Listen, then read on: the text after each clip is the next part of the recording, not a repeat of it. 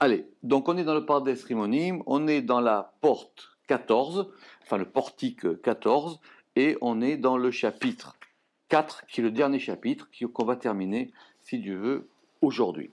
Donc, les Metziyot, on va reprendre, ce sont les états, les états ou les particularités ou les séphirot. D'ailleurs, pour terminer ce chapitre, je pense que c'est un chapitre fondamental, parce que quand on étudie le Zohar, et pas que le Zohar d'ailleurs, et qu'on veut le lire avec un esprit occidental, on a l'impression des fois qu'il y a des contradictions. Qu'une fois il dit une chose et une fois il dit une autre chose. Enfin, ça c'est déjà quand on lit bien. Quand on lit très mal, on se dit il y a des séphirotes et tout marche avec des séphirotes. Ça c'est vraiment pas bien. Mais quand on lit plus précisément, et surtout quand on lit tout, c'est-à-dire on lit le Zohar, on lit les Tikkuné Zohar, on lit tout ce qu'il y a dans le Zohar, on se rend compte que des fois, c'est en contradiction. On se dit, mais pourquoi ici c'est comme ça, et là-bas c'est pas comme ça. Alors, on a déjà parlé de ça hier, mais on va revenir, je pense que c'est très important. D'abord, il ne faut pas le voir comme un livre occidental, ce n'est pas des cartes. D'accord, Beni Levi Zichrono Livracha, quand il étudiait le Talmud, il disait que la nuit il se réveillait et il disait rendez-moi des cartes. Des cartes. Oui, rendez-moi des cartes. Parce qu'il disait, voilà, on perd la rationalité, quoi. On se rend compte qu'on est dans un monde qui est pas cartésien, quoi. C'est pas 1 plus B, petit a, petit b, petit c. D'ailleurs, même, ce qu'il faut, parce que même chez Descartes, les Havdil, on voit que c'est aussi plus compliqué que ça quand on lit de près. Mais en tout cas, alors ça, déjà, quand on fait le Talmud, c'est compliqué. Mais quand on rentre en plus dans le Zohar et dans la Kabbale, c'est encore plus compliqué. D'accord ? Oui, mais surtout, alors, c'est pas un texte qui fonctionne d'abord selon nos modèles à nous, et c'est un texte qui fonctionne d'une manière particulière. Alors, comme dans le Pardes Rimonim, ce que le Rama qui veut, c'est qu'il veut tout mesurer, tout comprendre avec le Zohar ensemble. Cette question, elle se pose. Et cette question, on l'a posée plusieurs fois, mais c'est vrai qu'elle est beaucoup plus proéminente dans cette porte 14. Parce que là, il va développer une notion qui, à mon avis, est fondamentale, qui est cette notion des Metziyot, ou des Metziyut. C'est quoi ? Ce sont les modalités. Ou vous vous rappelez qu'on avait dit les états. Et donc, ça veut dire que ça dépend dans quelle modalité on est. Ça dépend dans quel axe on est. Ça dépend comment on voit les choses, si on les voit d'un côté ou d'un autre côté. Or là, on est dans une vision, d'ailleurs beaucoup plus vraie, parce que dans la vie, ce qui est à ma droite, c'est à votre gauche si on est face à face. Déjà, simplement. Comment vous voulez établir la droite et la gauche ? Alors, c'est vrai, ça existe, il y a une droite et une gauche. Mais ce qui est à ma droite et à votre gauche. Mais déjà, quand on regarde les séphirotes, vous savez que le Rama qu'il avait parlé de ça, plus haut, à propos des téphilines. Est-ce que l'ordre des téphilines, c'est l'ordre par rapport à notre droite et à notre gauche, ou est-ce que c'est à l'ordre par rapport à celui qui est en face ? Ou par exemple, vous savez que quand on fait la prière, on fait 3 pas en arrière à la fin de la prière, ou du Kaddish, et normalement l'ordre, c'est droite, gauche, centre. Donc droite c'est Chesed, gauche c'est Gvura, et après c'est le centre. Eh bien, on fait l'inverse. Pourquoi on fait l'inverse ? Si vous remarquez, on fait gauche, droite, centre. Parce que comme on est face au Echal, du point de vue du Héral, du point de vue du Echal, notre gauche à nous, c'est la droite qui est en face. Ça, c'est vrai. Mais maintenant, cette notion des Metziyot qu'on a développée dans ce chapitre, c'était pour comprendre qu'il y avait plusieurs états des sphirotes, ou plusieurs états des noms, ou plusieurs états de manière de voir les choses. Et que quand le Zohar, des fois il dit ça, et des fois il dit ça, les deux sont vrais. Mais ça dépend par rapport à où on se passe. Et donc l'art, parce que c'est un art, c'est de comprendre le passage des états aux états. La première étape, c'est de comprendre qu'il y a plusieurs états. Et la deuxième étape, c'est de comprendre comment on passe d'un état à un autre état. D'accord ? Donc, c'est ce qu'on voit ici. Et pour terminer cette histoire des Metziyot qu'on a vu, vous vous rappelez que j'avais aussi donné l'exemple d'une focale. Oui. C'est comme quand on regarde de près ou de loin. Si vous regardez de près, vous voyez que 2 lignes. Mais si vous regardez de loin, vous allez voir un livre. Et si je regarde de loin, je vais voir une bibliothèque. Mais ça se trouve dans la ligne, je peux comprendre aussi des choses qui sont dans toute la bibliothèque. D'accord? Ça, c'est très important quand on étudie la Kabbale, parce que déjà, on comprend que ce n'est pas un texte occidental, et c'est un texte où il y a des enseignements et des visions. D'accord? Alors, maintenant, dans ce dernier chapitre, on avait vu des choses très compliquées, parce que c'est vrai que l'une des configurations, on peut dire aussi des configurations, qui est la plus difficile à comprendre, c'est celle de la Malchoute. Parce que la Malchoute, évidemment, c'est à la fois la dernière sira, mais c'est à la fois le but. Vous vous rappelez? Et la Malchoute, on a plusieurs manières de voir cette chose-là, de comment est-ce qu'elle est faite. Parce que des fois, on dit qu'elle est faite comme ça, des fois, on dit qu'elle est faite comme ça, etc. Alors, pour comprendre ça, le Ramak va nous ramener un chapitre, enfin, la fin du chapitre, qu'on va expliquer maintenant sur la formation de la Malchoute. Et pour ça, il va nous ramener un texte du Sefer HaBahir. Le Sefer HaBahir, c'est un livre très important de Kabbale antique, c'est-à-dire avant le Zohar, mais c'est un livre que même d'ailleurs le Zohar cite souvent le Sefer HaBahir. Dans le Zohar lui-même, il y a des passages qui sont des reportés du Sefer HaBahir. Alors on va reprendre doucement, c'est en haut de la page. Amar Rabbi Yanai a dit,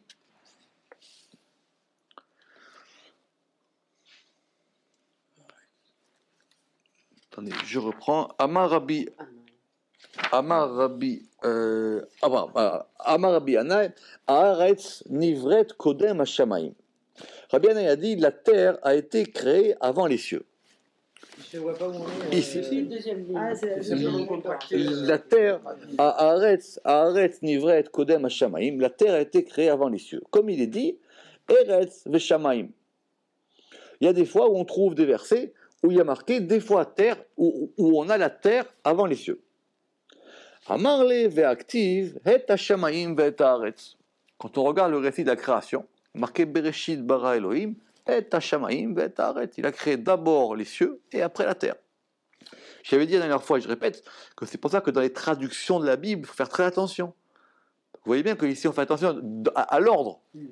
Donc quand on fait par exemple des inversions de phrases ou des inversions de verbes ou des inversions de sujets, du coup ça remet tout le verset en temps. Donc des fois il y a marqué la terre en premier et des fois il y a marqué les cieux en premier. Amarle machal lema davar domé. Il dit écoute, je vais te dire à quoi cette chose-là ressemble. Ça veut dire qu'on va l'expliquer par une image ou par un machal ou par une allégorie ou ce que vous voulez. Il dit ça ressemble à un roi, les melech. Et vous allez voir que le Ramak, il va effectivement faire attention à chacun des mots de cette allégorie. Donc au départ, on parle d'un roi. Donc si on parle d'un roi, c'est lié à quelqu'un qui est au niveau de royauté. Chez Kana Hafetz Nae, qui a acheté un ustensile joli. Ça lui plaît. D'accord? Un Hafetz qui lui plaît. Lohaya Shalem, mais il n'était pas complet, il n'était pas parfait. Il a vu quelque chose, ça lui a plu, mais c'était pas encore ça, il manquait quelque chose.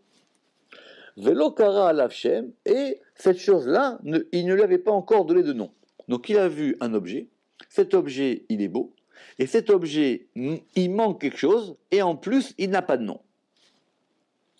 Ve'amar ashlimenu ve'atakenlo keno ve'chaburo. Il dit alors, c'est pas grave, je vais moi le compléter. Qu'est-ce que je vais faire? Je vais le réparer et je vais faire un socle. Et je vais donc lier les chaburo, je vais lier cet objet sur son socle. Ça veut dire que cet objet, il est là, mais il ne tient pas debout. Donc il faut qu'il ait une assise. Ve'az ekra loshem. Et après, je lui donnerai un nom. Donc je répète, il manque deux choses. Il lui manque une assise, il lui manque une structure d'accueil, et il lui manque un nom. Et il dit, donc je vais faire dans cet ordre-là, cet objet, je le veux, je le prends, et je vais d'abord créer un socle, et après, je vais lui donner un nom. Comme il est marqué, Ada ou Dirtiv, Lifni Maaretz Yesata, avant la terre, Yesata, tu as fondé, ou Maase Yadecha, et l'œuvre de tes mains, Shamaim, les cieux. Donc on voit bien qu'ici, il a fondé la terre en premier, d'après ce verset. Lifni Maaretz Yesata, ou Maase Yadecha Shamaim. Veomer, et il y a aussi un autre verset qui dit, O Teor il a, alors ôté, ça veut dire soit il a étendu, soit il a penché, soit il a tendre, d'accord, il a étendu les cieux, Kassilma, comme un vêtement, comme une robe. Et le or, là, c'est quoi? C'est la lumière? Oui, pardon, Otéor, il a étendu la lumière comme une robe, noté Shamaim Kairia, et il a étendu les cieux comme une tenture, Amekare Bamaim Alilotav, qui appelle dans les cieux les Alilot, c'est-à-dire tout ce qui va arriver. Veomer, et il dit après, et un troisième verset, Ose Melachav Ruchot, il fait de ses anges des Ruchot, soit des esprits, soit des vents, Meshartav, de ses serviteurs, Eshloet, un feu flamboyant. D'accord? Ve'acharkar, et après, Yisad Aretz al Mechonea, il a fondé la terre sur ses fondements, Baltimot, pour ne pas qu'elle chancelle, Olam Vaed, monde, et Vaed, et après. Parce qu'en général, vous savez que Olam Vaed, on traduit par dire pour toujours, mais ici, on va voir que c'est plus compliqué. Keshetiken Lamakom, quand il lui a arrangé un endroit, Az Teametz Ba Sheneema, alors maintenant, elle va être Imtsu, elle va être établie. C'est pour ça qu'on a dit Baltimot, pour ne pas qu'elle chancelle. Et quel est son nom? Vaed. Son nom, c'est Vaed. Donc Vaed, c'est pas pour toujours, c'est un nom. Ou Mechona Olam, et quel est son assise, son mahon, c'est-à-dire son lieu, Aïnou Olam, c'est s'appelle Olam, c'est pour ça qu'on a dit Olam Vaed. Olam, c'est son assise, et Vaed, c'est son nom. Donc en général, quand on a les Olam Vaed, ça veut dire ce sont des noms. Parce que Vaed normalement, ça veut dire et encore, et après, Ve'od, et plus.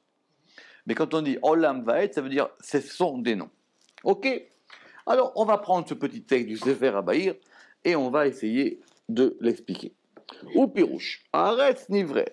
Ça veut dire quoi que cette discussion qu'on dit, est-ce que la terre elle a été créée en premier ou est-ce que les cieux ont été créés en premier?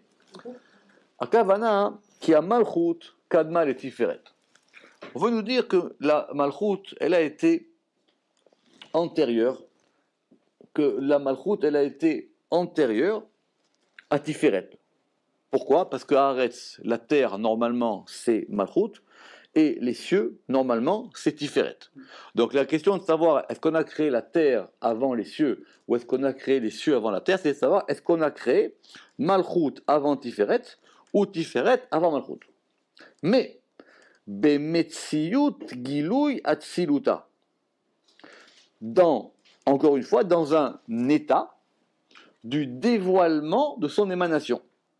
Comme il sera expliqué dans la porte de la diminution de la lune, dans le chapitre 3.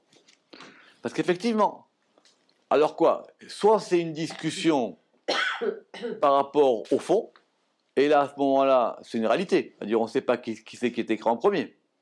Donc, il faut savoir. Ou soit c'est une question de savoir par rapport au dévoilement. Est-ce que c'est la terre qui s'est dévoilée avant les cieux, ou est-ce que c'est les cieux avant la terre?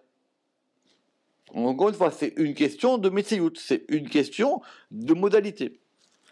Et il a amené pour ça une preuve d'un verset qui dit Beyom asot Hashem Elohim eretz v'shamayim, le jour où Hashem Elohim il a fait la terre et les cieux. Donc dans le verset, on voit bien que la terre est en premier. Kanire she'aretz kadma l'shamayim. Donc on voit ici qu'apparemment la terre a été créée avant les cieux. Effectivement, il lui a objecté le premier verset de la Torah qui dit Et Hashamayim et Haaretz. C'est intéressant parce que de toutes les manières, quelle que soit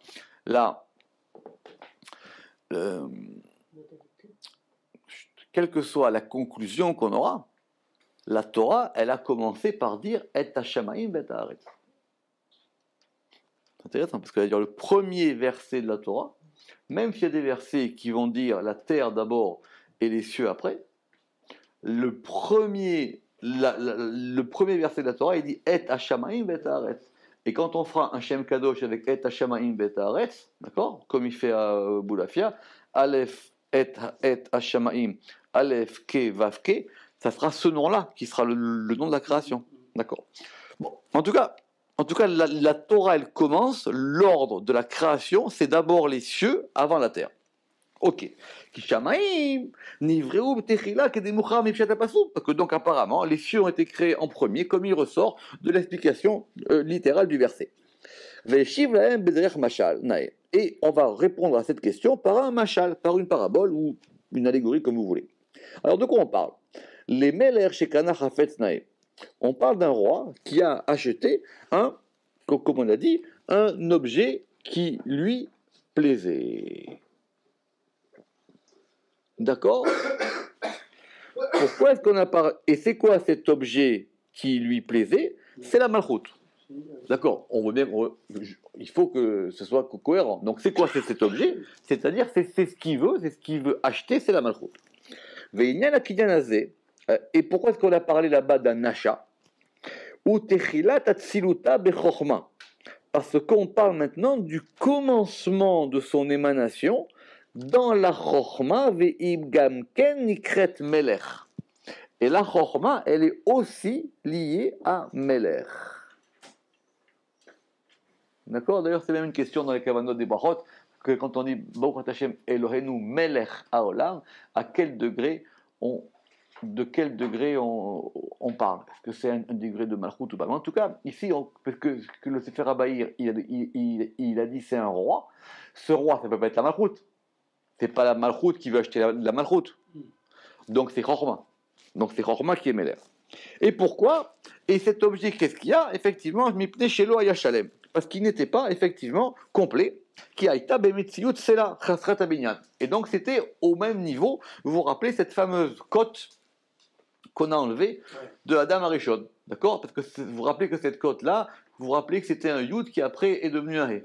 Vous vous rappelez? D'accord? Donc effectivement, c'est la même chose. Là, c'est quelque chose qui est émané, mais qui n'est pas encore formé. Ve'amrou ve'lokara alavshem. Et on a dit qu'on ne lui avait pas encore donné de nom.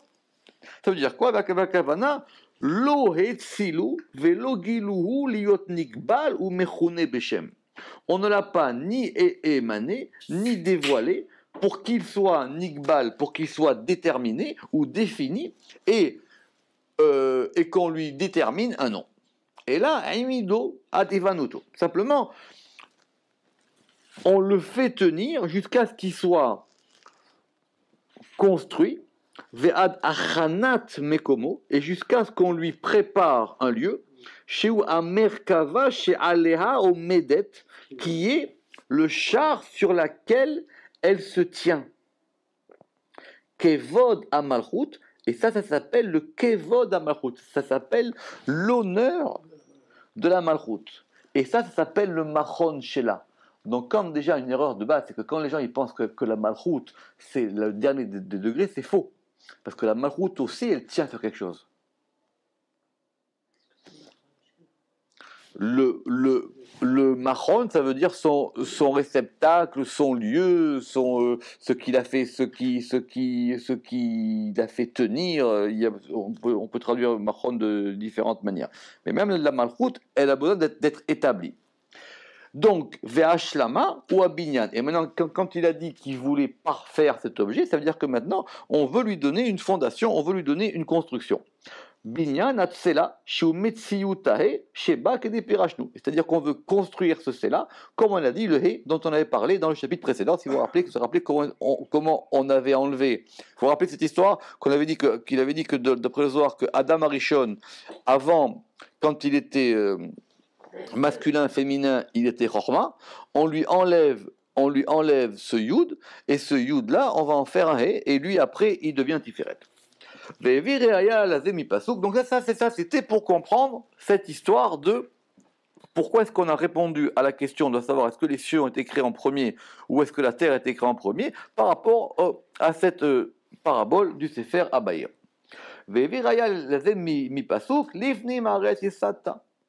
Et donc il y a un verset qui dit, en premier, avant, il a fondé la terre. Pirouche, Kodem Hashamaim Haaretz Shia Malchut Yisata. Ça veut dire, avant les cieux, la terre, qui est la Malchut, tu l'as fondée. Donc c'est bien avant. Alors maintenant, pourquoi est-ce qu'on a dit Yisata, tu as fondé?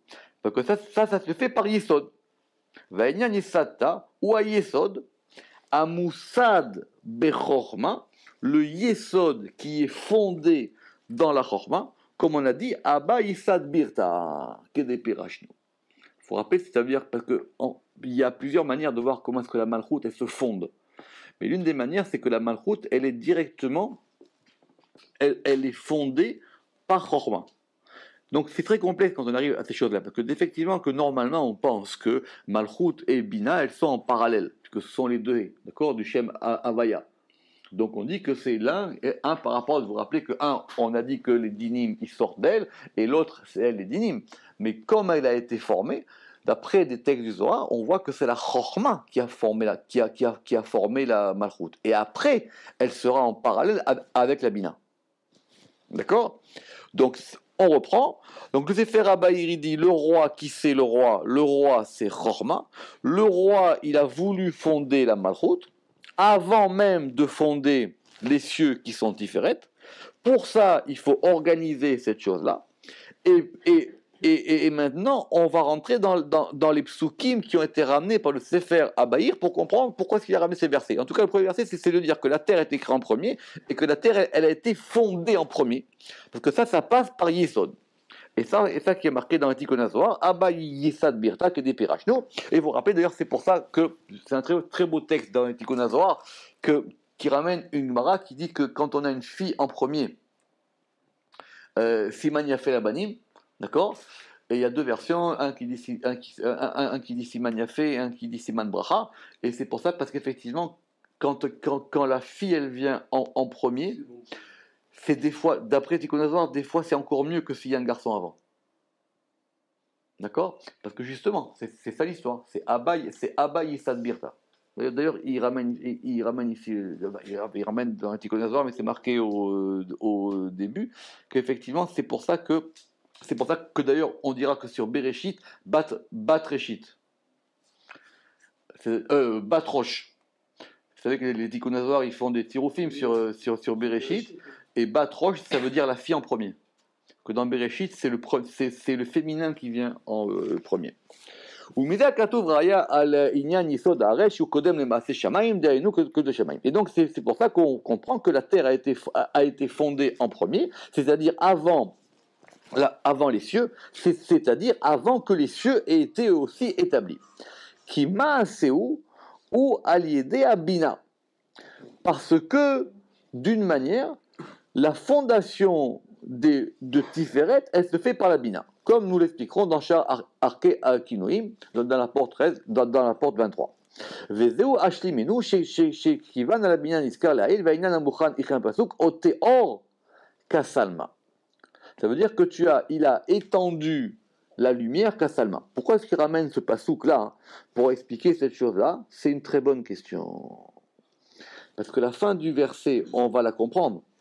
Mais ok, ça veut dire qu'il faut effectivement établir un fondement pour cette chose-là. Alors c'est là que maintenant que les choses vont se compliquer. Au départ, on avait un texte du Bahir, on était content, mais le Rama qui dit que pour comprendre ce texte du Bahir, il faut que maintenant on repasse par un texte du Zohar. Et ça, c'est à propos là-bas, dans l'histoire du sabbat, du sabbat de cet ancien, qui est là dans Parashat Shemot, parce qu'en général, le sabbat des Mishpatim, c'est dans Mishpatim, mais il y a aussi des passages du sabbat qui sont ailleurs. Et là-bas, on va reprendre ce verset. Oté or kasalma. Il a donc ôté, étendu, établi la lumière, kasalma, comme un vêtement, comme une robe. Dashiruta de Yoma Kadma, ça c'est le commencement du premier jour. Vous vous rappelez qu'on a vu hier, évidemment, le premier jour, la première chose qui est créée, c'est la lumière. Noté Shamaim, et il a donc étendu les cieux. Acha it kalil, c'est malin. Et donc ici, il a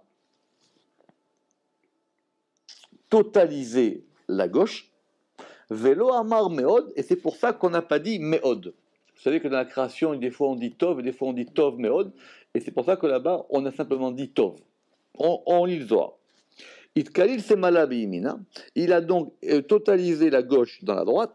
Les me'eve naïr, pour que ce soit éclairé, biklala de shamaim, pour que ce soit éclairé dans la totalité des cieux. Amekare bamaim alilotav, achanafik bechedva. Et donc maintenant, de là est sorti avec joie cet arbre de vie. Nahar denafik me'eden, le fleuve qui sort du Éden, ve ishtarshoube, et ont été enracinés en lui, bemeimov, dans ses eaux, inun trin bade aravot, ces deux branches de sol, des inun gadlin bememouy, qui vont grandir dans ses eaux, puisque le sol, normalement, le sol c'est un arbre, vous savez, bon, il est bien qu'il y ait des sols qui ne poussent pas auprès des rivières, mais nous, on parle du sol de rivière, comme il a marqué, Amekare Bameotav. Man Aliotav, c'est quoi Aliotav? Ce sont les badés aravot. Il est compliqué ce soir, on prend notre temps. Veda Yudirtiv, et c'est pour ça qu'il y a marqué Ve'al Yuval Yishlar Shorshav, et sur ça, il enverra ses racines. Veda Urazadirtiv, Nar Pelaga Vismechu Ir Elohim, le fleuve, ses divisions, elles réjouiront la ville de Elohim. Man Pelagav, c'est quoi ces Pelagav? Inun Shorshav, ce sont ses racines. Ve'achi Ikrun Aliotav Shorshav, et ici on les a appelés Aliotav Shorshav Pelagav. Kulaou Ishtarshu Beinun Maim Deauna, et tous ils ont été enracinés dans ces eaux qui est le fleuve. Asam Avim Rechuvo, et donc maintenant on a mis des choses pour le maintenir, et c'est quoi? Ce sont les anges Michael et Gabriel. Et ce sont eux les Avim.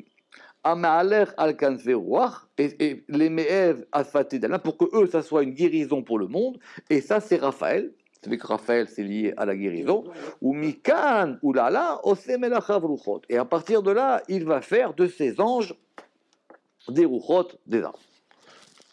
Genre, Atsum. On suit la barque. D'accord? Le Ramak va nous expliquer. Bien que évidemment ce texte-là nécessite un développement en lui-même, il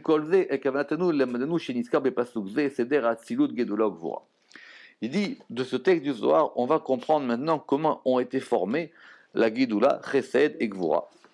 Et la Gvura, elle est Kelula Batiferet, et la Gvura, elle est totalisée dans Tiferet, et les deux côtés qui sont Netzach et Od, Vechen Mashachanar, et la poursuite du fleuve qui est Yesod.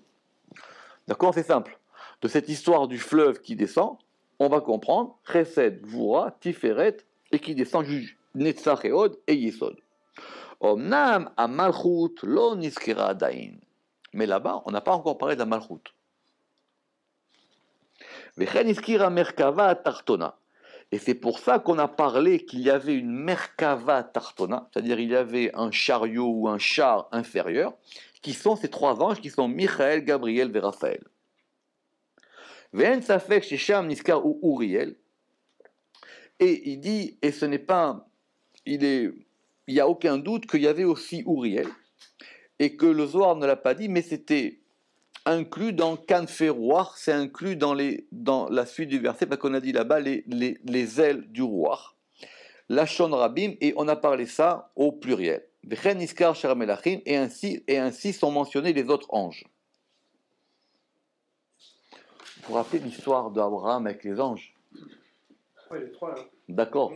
Le Ramak là-bas dans le Or Yakar, sur le Zohar, il ramène qu'il n'y ait pas trois. Il ramène qu'il y avait quatre. Parce qu'il dit, puisque comme ça forme une Merkava, il n'y a pas de Merkava sur 3.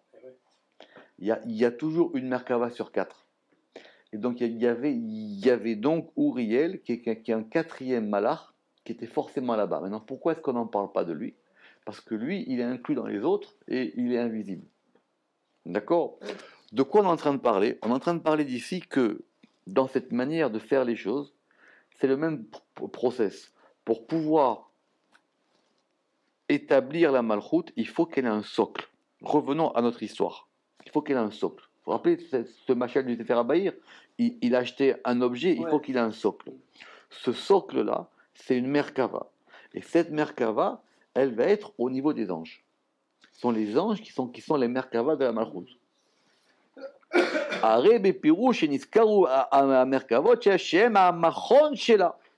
Et donc ce sont eux qui sont le Machon, qui sont l'assise de la Malchut.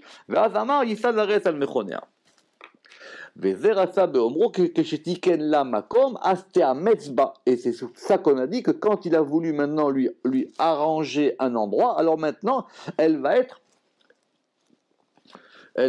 ferme. Elle va être ferme. Pirouche, achar shebara amerkavot, après qu'il ait créé même les chars, az i meumetset vechazaka, maintenant elle est établie et elle est forte, et là, selon le verset, baltimot, pour ne pas qu'elle chancelle. Vedik dek beomro uma shema. Alors maintenant, on avait dit dans le machal qu'il fallait quoi? D'abord qu'on lui un socle et un nom. Or, c'est quoi le nom? Ça, c'est le grand chidouche d'aujourd'hui. C'est quoi le nom? Vaed. Ce qui veut dire que chaque fois qu'on traduit les olam vaed, il faut le laisser tel quel. Parce que vaed, c'est un nom. Quand on dit les olam vaed, Baruch Shem Kevod Malchuto, les olam vaed, nous, on a traduit pour le monde et encore. Il n'y a pas d'autre choix. Tu ne peux pas dire pour toujours. C'est un degré qui s'appelle Le'olam et un degré qui s'appelle Vaed. Et on va expliquer maintenant c'est quoi ce Vaed. Pirouche, c'est quoi ce Vaed? Notez-le. Shem Amalchut Shehu Ayesod. C'est le nom de la Malchut qui est le fondement. Metziyut Ayud Anikra Vaed. Le degré du Yud qui s'appelle Vaed. En fin de compte, Vaed, c'est qu'on veut que la chose elle soit fondée. Et on verra cet article Vaed dans Arke Akinuim.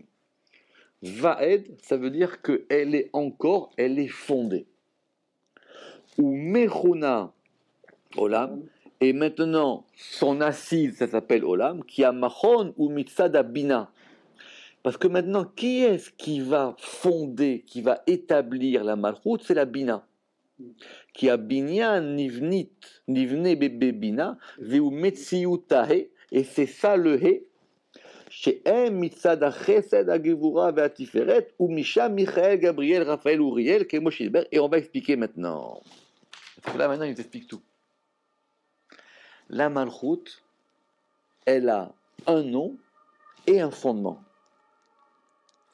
Son nom, c'est un Yud. Il faut rappeler qu'on avait dit que la Malchut, des fois, elle peut être un Yud. Ouais. Son nom, c'est un Yud. Il faut rappeler qu'on avait vu qu'on pouvait avoir un Shem, vous vous rappelez, Yud Kevav Yud. Il faut rappeler ça, on a vu ça, hein, Yud Kevav Yud. Ou même on avait dit que dans le Shem Adni, c'était un Yud. Quand c'est ce Yud, c'est qu'elle est du degré de Vaed, ça veut dire qu'elle a un nom, qu'elle est établie par rapport à Yesod. Et maintenant, quand on va la fonder, quand on la fonde, cette Malchut, elle devient un He. Pourquoi? Parce que cette fondation, elle vient de Bina. Ce qui veut dire qu'elle a deux racines. Finalement, c'est simple, c'est une fille. Elle a un père et une mère. Du côté du père, elle s'appelle Yud, et du côté de la mère, elle s'appelle He. Donc, quand on a le Shem Yud Ke Vav Ke, on a la Malchut comme étant la fille parallèle à la mère. On a He He. Mais quand on a la Malchut par rapport à un père, elle devient un Yud. Et maintenant, c'est quoi ce He? Ce He, il est formé de 3 Vav. Pourquoi 3 Vav? Parce que ce sont son fondement qui sont Mitzad Chesed ve'a Gevura ve'a Tiferet, qui proviennent de Chesed, Gvura et Tiferet. Sauf que, on avait dit avant que les 3 Vav de la Malchut, ils pouvaient venir aussi de Netzar Od et Yesod. Comme le He de la Bina, il est aussi... Pourquoi est-ce que la Bina, des fois, c'est un He? Parce que la Bina, c'est aussi un He, dans le sens où elle est formée par 3 Vav. Vous vous rappelez que la Bina aussi, elle peut être Yud ou He. La Bina, elle peut être soit un Yud, quand elle est mise sur le même plan de ce qu'on appelle les gares, les 3 premières, ou soit par rapport à ces trois qui s'appellent Chesed, Gvura, Tiferet. Et donc on utilise les trois vav. C'est pour ça que dans les kavanot, par exemple, le Harizal, il dira que des fois il faut écrire le He.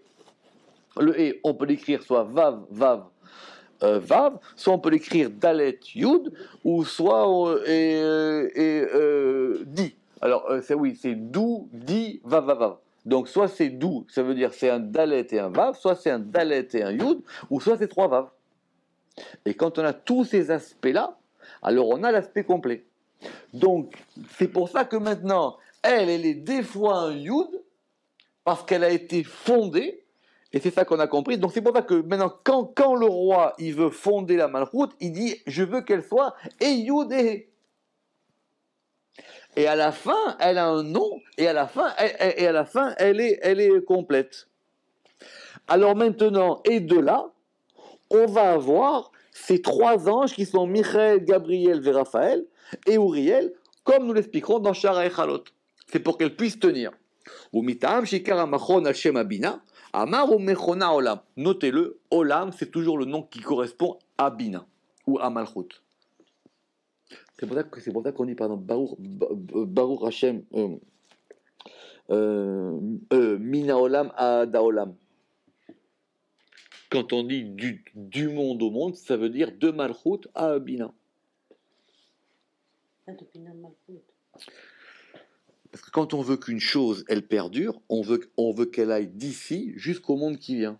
C'est pour ça que finalement la traduction pour toujours, elle est pas non plus hors de propos. Mina olam ada olam, d'un monde à un monde. Donc moi je préfère rester littéral. Mais ça veut dire d'un monde, du monde de la Malchut au monde de la Bina. Et c'est pour ça que quand on a parlé du fondement de l'établissement de la Malchut, on a parlé Olam. Al-Shem Bina Anikret Olam. C'est marqué, d'accord ? Au nom de Bina, qui s'appelle Olam. Et alors maintenant, Baltimot le Olam Vaed, ça veut dire quoi que maintenant, elle ne chancellera pas monde et encore, Aïnyan Baltimot, qui a lié des Shetashpia, Vetekabel, Kayem. Parce que maintenant, par le fait qu'elle va être influée et qu'elle va recevoir, elle va se maintenir. Et c'est ça qu'on va appeler Shrina Batartonim. C'est ça qu'on va appeler la résidence divine d'en bas. Comme nous l'avons expliqué dans Maud Vanaga. Et donc on a expliqué ce truc-là. Alors maintenant, on va faire une grande conclusion de cette histoire. Mais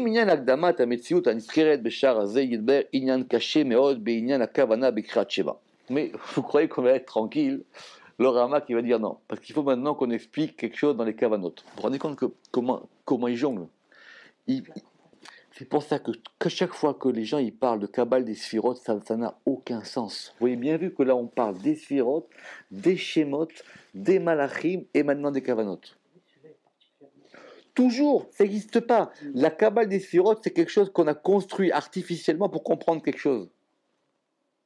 Vous voyez bien qu'ici, il dit maintenant, pour comprendre cette chose-là, il faut que je t'explique quelque chose dans les kavanot du Kriyat Shema. Alors de quoi on parle? Non, de Kriyat Shema. Shanu malim asfirot el abina ou misham ul maala. Kriyat Shema, vous vous rappelez, on a fait une journée d'études là-dessus. C'est complexe, mais en gros, on veut affirmer ou produire ou effectuer l'unité divine. D'accord? C'est ça en gros le schéma Israël. Et donc, qu'est-ce qu'on veut faire? On veut faire monter les sphirotes jusqu'à la Bina. Et ça se joue dans le dernier mot de la première phrase, quand on va dire le Echad. C'est pour ça qu'on a fait sur le Echad. Ve'ata caché. Ki alo zeu inyan ayovel. Alors là, il va vite, mais en gros, il dit que quand on va appuyer sur le Echad, on veut tout faire remonter en haut. Shema Israël, Hashem Elohenu, Hashem Echad, on veut tout faire monter en haut. Alors il dit, si on fait tout remonter en haut, on fait tout remonter par rapport à la Bina. Donc on fait tout remonter par rapport à la racine des choses. Ce qu'on a appelé, vous vous rappelez, le jubilé, le yovel. Vous vous rappelez quand on a parlé de Shahar à Sheharim. Donc c'est qu'on veut faire tout remonter à la source. Mais il dit, mais si on fait tout remonter à la Bina, le monde, on le détruit.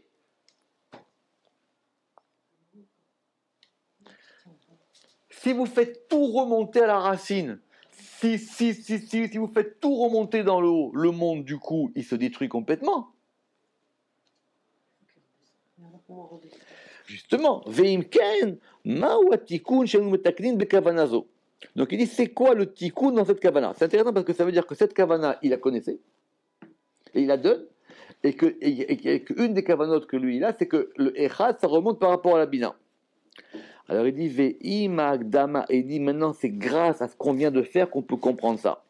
Ve'imagdama azot, yuvan ha'inyan kikishena ale mida o midot lemala. C'est-à-dire quand on fait remonter une chose, ou une mida, un attribut, une sphira, ou des attributs en haut, im kolze metsiutam nisha bimkomam, malgré tout cela, leur réalité, elle reste en bas. Pourquoi? Parce que quand on a fondé la Malchut, on lui a donné deux particularités. Une qui la lie à en haut et une qui la lie à en bas. Ve'enze inyan ayovel. Qui bayovel yarzeu ametziut ve'anafim lekora. Parce que si c'était par rapport à cette notion du yovel, du jubilé, dans le jubilé, tout remonte en haut. Ve'chen bier Rabbi Shimon be'ochai be'raya memna be'pikudin. Et il dit ça, on a une preuve dans le Zohar. Parce que quand on a fondé cette Malchut, en lui donnant un Yud et un E, elle a deux aspects. Elle a un aspect qui la tient en bas et il y a un aspect qui la ramène en haut. D'accord? Alors ça, on va lire ce passage du Zohar. Vekivan d'Israël kam ekadesh salka mitata le'ela yakira ela. Quand Israël, ils vont sanctifier, ils élèvent du bas vers le haut un honneur supérieur. Adis talek vav razad shamaim ilain ela, jusqu'à ce que s'élève le vav c'est Tiferet, qui est le mystère des cieux. Ilain le'ela, vers les supérieurs vers en haut. Kivan deinun shamaim istalku le'ela. Et maintenant, une fois que ces cieux, ils s'élèvent vers le haut, Na'ir aou kodesh be'u va éclairer sur eux le kodesh. Ou kedin, il crée le'ela kadosh, et c'est pour ça qu'il s'appelle kadosh. Donc quand on fait remonter une chose du bas vers le haut, je reprends simplement, on va la sanctifier. Quand on la sanctifie, on sanctifie par rapport à un vav qu'on fait remonter. Et c'est pour ça que ça s'appelle c'est pour ça qu'on va appeler ça kadosh. Et après maintenant on va éclairer cette lumière supérieure sur le trône qui s'appelle les cieux. Et maintenant les cieux ils reviennent à leur place. Et ils vont s'affermir ou ils vont se poser en eux. Dans cette lumière, Urdin ikre kadosh, et c'est comme ça que maintenant il est appelé. Je veux juste vérifier quelque chose. Il est appelé kadosh. Les bâtards et après Nachit Aouneirou va descendre cette lumière. Adenatil Kula, jusqu'à ce qu'il prend tout, qu'il y ait un tzaddik, un juste qui prend tout en haut. Darga Ikara, il a les kacha Kula et tata, un degré supérieur pour sanctifier tout par rapport à en bas. Vekivan Denatil Kulu, et maintenant, une fois qu'il prend tout, il s'appelle Kadosh. On va expliquer ça tout de suite, parce que ça, on l'a déjà expliqué plusieurs fois. Il dit Venever Otobekitsur, on va expliquer ça de façon raccourcie. Les malas misés Piresh Rabbi Shimon Bar Yochai alav hashalom qui gimel kadosh. Donc ça on a vu plusieurs fois. Il y a 3 degrés à kadosh. Il y a un kadosh qu'on va écrire avec. Alors c'est quoi? Il y a un qui est dans Keter, un qui est dans Tiferet et un qui est dans Yesod. Ça c'est le sod que il faut comprendre que la kedusha il y a 3 degrés. Un dans Yesod, un dans Tiferet, un dans Keter. En fin de compte, la Kedusha, elle est au niveau de Keter. C'est pour ça qu'on dit Ata Kadosh, Veshimcha Kadosh. La Kedusha, elle est liée au degré le plus haut. C'est de là qu'on prend. C'est-à-dire qu'en fin de compte, on reçoit quelque chose d'en haut, la Kedusha.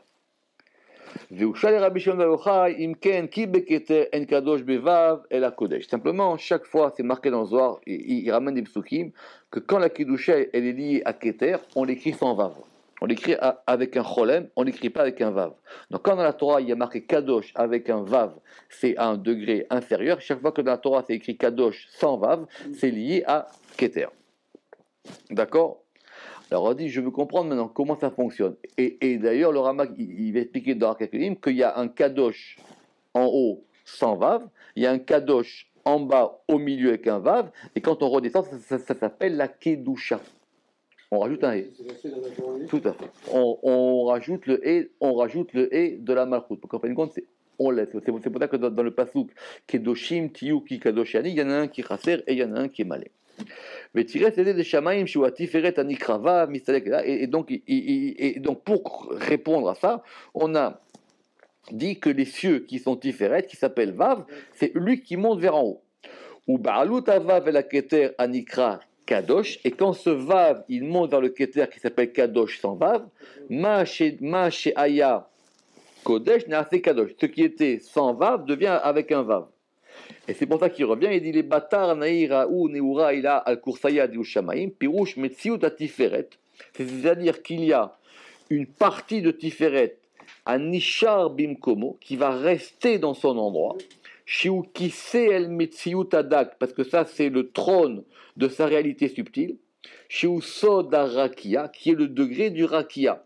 C'est pour ça que dans la Torah on va parler de rakia shamaim. Là il va très très vite le Ramak. Là il va très très très vite. Il va comme une fusée. Parce qu'il y a un degré de rakia et un degré de shamaim. En fin de compte, rakia, c'est une étendue, et sur cette rakia, il y a les cieux. Comme on l'a vu dans la porte 10 et pas 9. Ou Metziut Amid Galé. Et ce qui va se dévoiler, ça s'appelle le kissé, le trône, par rapport au degré qui va s'élever. Ou Kemikrasé la Tiferet, et il en est de même pour Tiferet. Donc, on va terminer. Il veut dire de là que cette formation complexe de la Malchut et des Metziut de la Malchut, elle permet de comprendre pourquoi est-ce que la Malchut c'est à la fois le plus bas et le plus haut. Comment est-ce qu'elle peut s'élever et comment est-ce qu'elle peut faire comme ça. Et de là, ici, de ce Zohar, il dit que ce qui se passe par rapport à Tiferet, que même quand les Sphirot elles montent, il y a quelque chose qui reste à leur endroit. Ou Misha, mitpachet kadosh sheni, ou shlishi beyesot shu meshir vav. Et c'est pour ça que maintenant, ce kadosh là, il va se redescendre en bas avec un vav. C'est pour ça que la kedusha c'est très compliqué. Parce que la kedusha c'est une force qui nous fait monter mais qui vient d'en haut. Ve'agav orchin la madnu inyan agimel vavin. Et donc, en passant, on a expliqué que maintenant, cette histoire des trois vav. Et donc, il y a un qui est dans Keter, Aliédé Adat, Adak, et le deuxième dans Tiferet, et le troisième dans Yesod. Je répète, donc il y a trois vav, un vav qui est lié à Keter, et ce vav-là, en fin de compte, c'est Dat, c'est Yesod, qui monte dans Tiferet et qui va jusqu'en Dat. Donc, c'était le chapitre le plus complexe qu'on avait pour comprendre les différentes modalités. Si Dieu veut, à partir de la semaine prochaine, on va faire un chapitre passionnant parce qu'on va expliquer maintenant le mouvement de bas en haut et le mouvement de haut en bas. La lumière ascendante et la lumière descendante. Ça s'appelle Shar Mimata Ulmaala. Baruch Adonai Leolam. Amen ve Amen.